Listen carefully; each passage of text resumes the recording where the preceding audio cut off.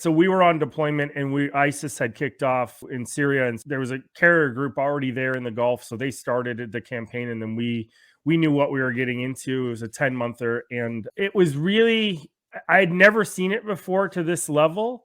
And what had happened was my commanding officer, who I and deputy commanding officer, who I to this day both probably the two closest leaders that like to me that I was connected to the most, right? I have other people that were mentors, but they were the closest where you learn the real kind of personal leadership traits from.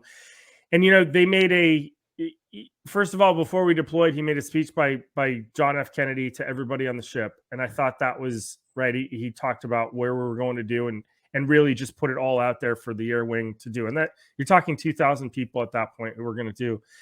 And then this is how he kept it connected that made such an impact, is that they fought tooth and nail to the lawyers and everybody else that they could put the videos of us destroying terrorists and destroying buildings that were housed with ammunition, whatever it was.